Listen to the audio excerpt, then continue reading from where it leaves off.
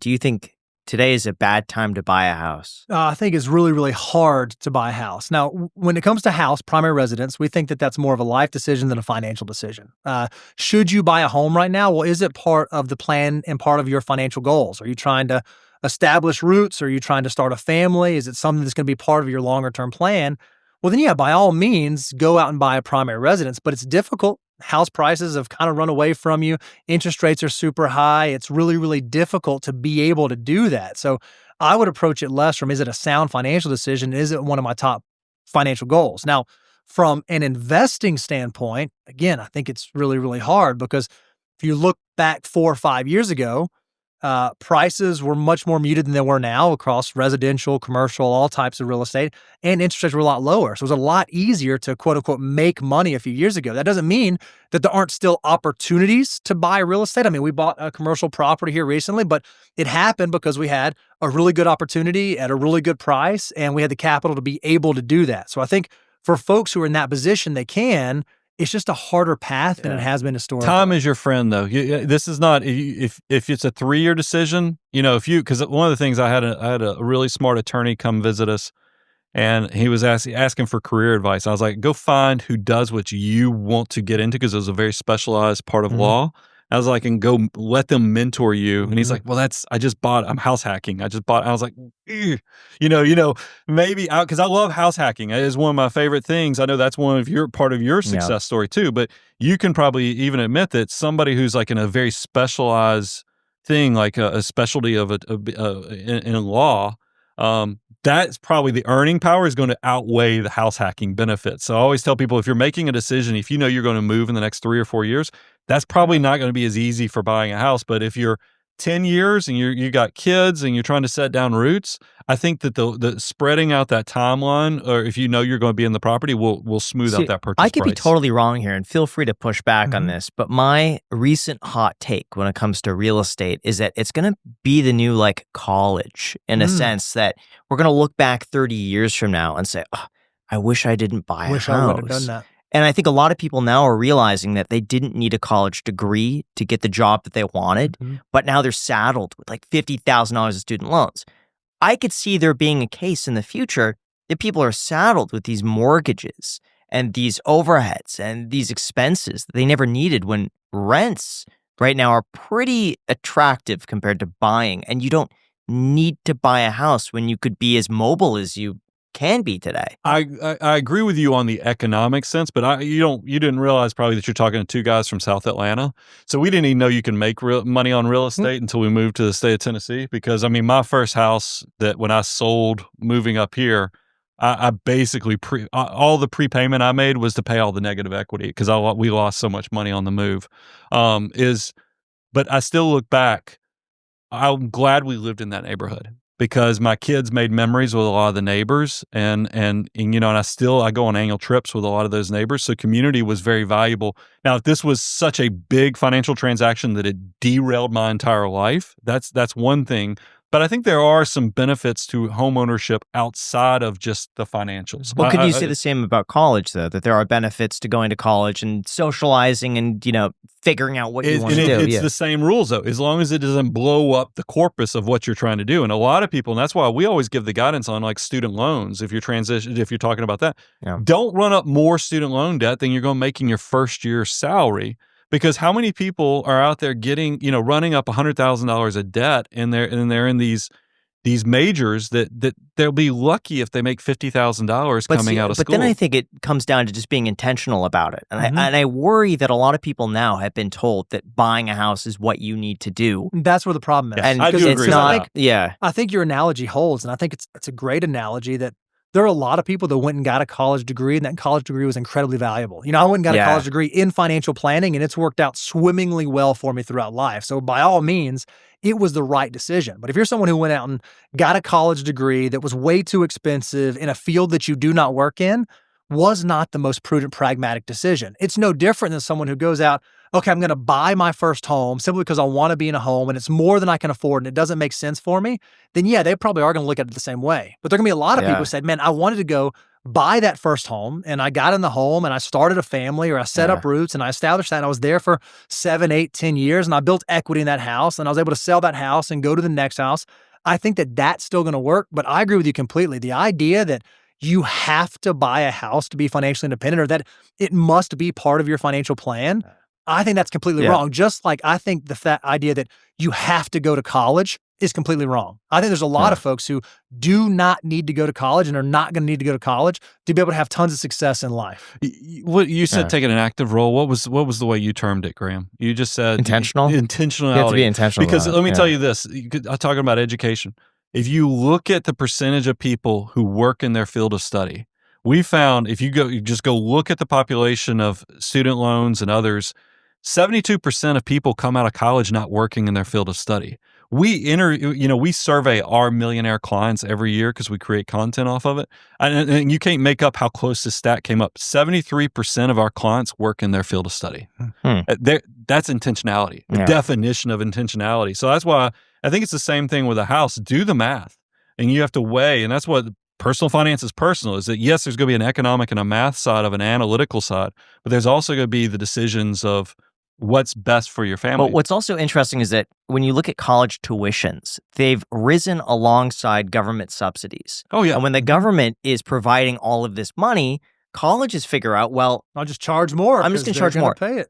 But a similar thing to a certain degree is happening with housing. When you see FHA loan limits increase, and all of a sudden you could put 0 to 3.5% down, and the government's willing to give you $800,000. Well, what do you think the seller is going to charge? They're going to charge what they can get. More. Isn't it amazing how the appraisals always come in at whatever exactly the thing. But now for the appraisals, technically that's the market value of the house within a certain degree because that's what someone's going to pay. Did the appraisal come back other than $1,000? I mean, maybe in the Great Recession. Great Recession you did, but every other deal I've ever dealt with, for the most part, they're always within a few percent. Right there, spot on.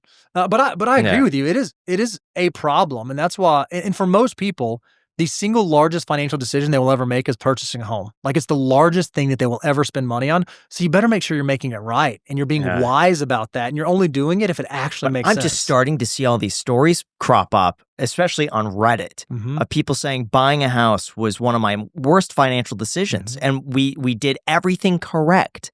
We went and we were told buying a house, we got a house, we saved for a down payment, but we're underwater from what it's worth. They're in Austin and values have dropped 25% and they had to come out of pocket $70,000. And they're asking, what can we do? Because I don't have the money to sell the house and it's not going to cash flow if I rent. And I'm stuck here. That's right. And the common advice is just, well, you either have to take on a job to pay for a second job to pay for the house or rent out rooms. Or prepay the negative equity. Believe me, like I did coming out of South Atlanta. But I think that story is going to be a lot more common. And we were even talking to someone recently who believes that housing prices are going to come down so much because of artificial intelligence and from robots being able to build a property at scale really cheap and really quick. You're going to be able to automate the entire from that, you think? 10, 15 years? You think so?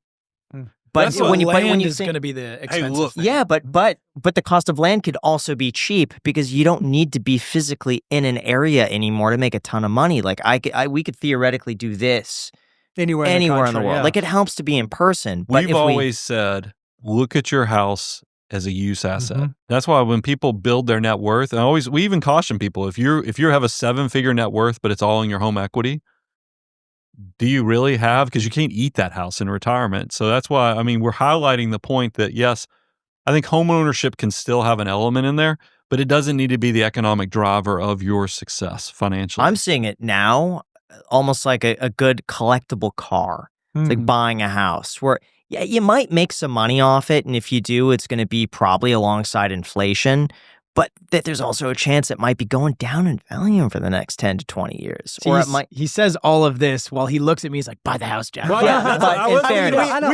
before we even turned the cameras on, he was telling us about your new place. We completely forgot about the strongest leading indicator of a bad housing market. Is Jack buying. But the thing is, but it's funny.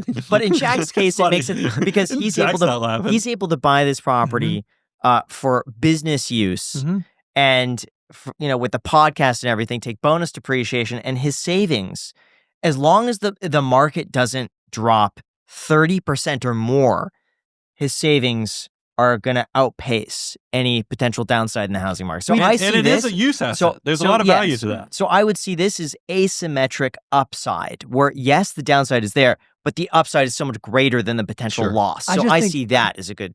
I don't disagree with your premise, except for the fact that, okay, am I not going to make any money for 10, 12, 50? Because I do still think, even if we were to see some reduction in home prices, like what you've seen in Austin, by and large, real estate, homes are likely going to keep up with inflation. They may not make a ton, but they're going to likely keep up with inflation, 2.5%, 3%. So if you have a long enough time horizon and you can be in the house, we say we want you to be in the house for 7 to 8 years, but maybe because of where prices have gone, you might have to be in the house for 10, 12, 15 years. I don't think it's always going to be a loss. It's going to be something where you always aren't going to be able to get your money out. I think when you account for 7% mortgage rates, 1% property tax, another 2% between insurance, repairs. But surely we don't think mortgage rates are going to stay at 7, right? Like, we're going to see some reprieve on that at some point. Now, hopefully what happens is the house doesn't tank in value and you can't refinance. You have some sort of optionality there. If you've been paying, and again, if you kept your house in the affordability range, you had an appropriate down payment, you inoculate yourself from some of that.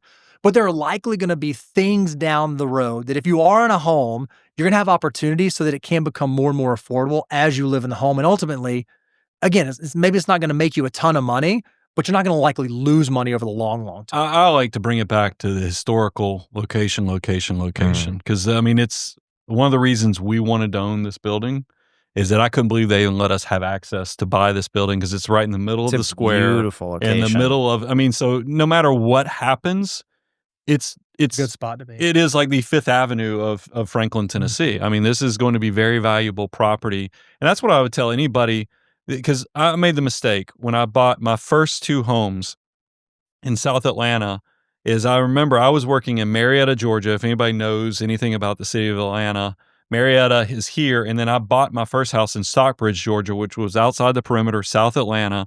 And the reason I did was it's so affordable. And I was like, that 40-minute commute, that won't be that bad. I can handle it because I'm getting such a great deal on the property. No, that's horrible because the location was not great. I ended up, and then I doubled down. I started my first business down in McDonough, Georgia, and I bought another house. And that's the thing, is that the location does matter, and I think that that's something that everybody should think about. We've seen here in Williamson County, Tennessee, now beautiful homes are getting torn down because the land is worth, if you've got an acre property or 3/4 of an acre property, people will pay over $1 million just to tear your house down and then put a brand new thing. So the land does have some value. So I would just tell people to focus on where and then the functionality of the use. Because are you getting, and don't bet the farm literally on the farm if that's not how you make your living, because I think that's a problem. A lot of people we've seen it with the Fed data. The Federal Reserve data comes that the only way Americans are growing their net worth right now is through the equity in their house, we're trying to get people to get outside of that and build up wealth and value outside of their equity in their homes. How much of all the gain that we've seen, though, is simply because of loose monetary policy? And I do see an argument inflation, that ever since the 80s that they've started really lowering interest rates, everything has slowly gotten more expensive. They've printed more money.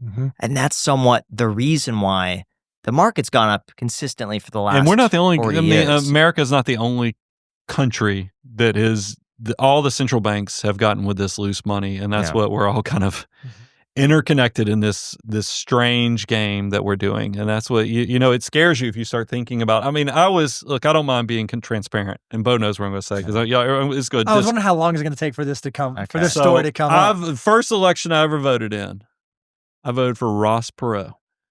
The reason I voted for Ross Perot was because, what was that, 1996? Right? That was George Bush, Bill Clinton, and Ross Perot. Ross Perot was out there every day telling everybody, our country is in debt for $6 trillion, and we are straddling our children with the debt of our country. And I remember thinking, oh my gosh, I don't come from any money, but I don't want the debt of, my parents and grandparents straddling me at $6 trillion. And then here we are, decades later, He wasn't wrong, by the way. I mean, now look at where's our debt now? Aren't we getting close to 40? Yeah, we're getting close to $40 trillion. $50 trillion in 10 years. In my lifetime, all the hundreds of years this country's existed, we got up to $6 trillion in 1996. And now think about where we are. 6X. We've gotten way too comfortable with debt. I mean, that's concerning when you think about just in my lifetime what's happened. If you've ever been denied a car loan, credit card, or even an apartment based off of something on your credit report, you are not alone. Most people don't even know what's hurting their score, let alone how to fix it. That's where our sponsor Dispute Beast comes in. It's an AI-powered platform that helps you find and remove outdated or inaccurate items from your credit report fast. We're talking things like late payments, old collections, or accounts that don't even belong to you. And it is surprisingly easy. All you have to do is connect your credit report, and Dispute Beast scans it for negative marks that could be dragging your score down. Then it generates custom dispute letters tailored to your situation. No templates, no guesswork. And then you can choose to download it and send it to yourself, or you can use their built-in mail service and they'll handle everything for you. It's clean, easy to use, and built by real experts. So if you're ready to take back control of your credit, go to disputebeast.com/ICH. That is disputebeast.com/ICH, or there's a link down below in the description, disputebeast.com/ICH. Thank you so much to Dispute Beast for sponsoring this clip.